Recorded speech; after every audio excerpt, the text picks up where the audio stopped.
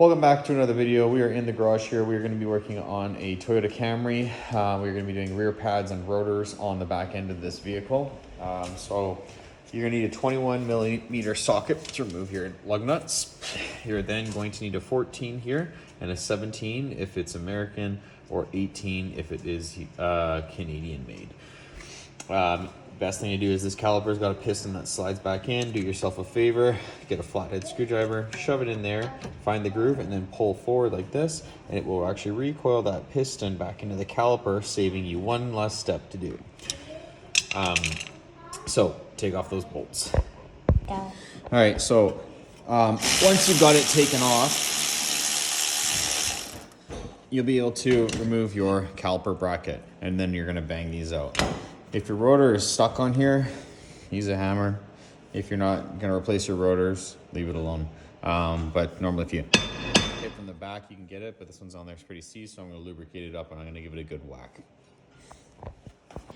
All right, so this one was absolutely seized. I had to use some fire in order to get it off, but basically this is the old one, okay? And then this is the new one, okay?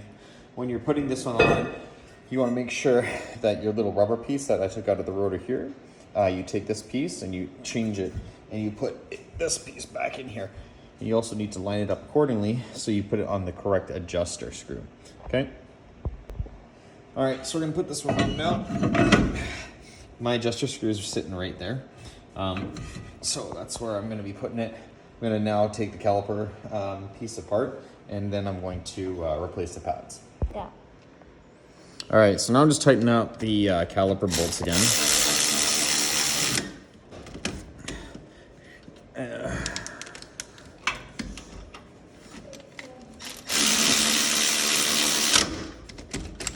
Okay, I'll grab that one after. But just to show you guys, so now you're gonna get your pads. I always put a bit of easy slide on the back here of the brake pad. Sometimes I also put it in here if it's old and stiff, but I always change these clips out too. But just to show you guys, so we're gonna put some grease on the back of this, and we're gonna put these pads in. Now, if you look at the shims here, these actually need to flex outward in order for that pad to stay in there. So sometimes they're a little bit difficult to get in there, and then sometimes they just go in there nice and smooth. Just like that. And then you do the other side. All right, so now you're gonna be greasing up the slider pins, which are located in the back of the caliper here. Okay, so you don't need a lot, just a little bit like that, and spread it over, just like so. Slide it back in. This one came from the top, okay? And this one here came from the bottom. All right, so make sure that you don't confuse the two, because yes, they are specific to where they need to go. Okay, slide them back in there, so that way you have enough grease in there.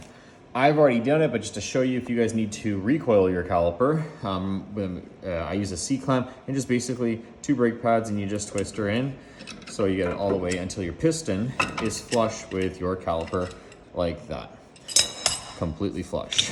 Then you're going to put it and slide it back on top of here after putting some grease on here to help with any squeaking. Okay, once you have it there, you're then going to use your 2 caliper 14 millimeter slider bolts. Put those back in here. Tighten everything up. I'm gonna be bleeding the calipers for this customer, so if you are gonna do that and you wanna do it yourself, basically you just take off the nipple here. It's gonna be a 10 millimeter socket, and then you would have a 2-person, or if you've got a Milwaukee tool like I do, it'll extract that fluid out of there, and then I would just replenish it elsewhere.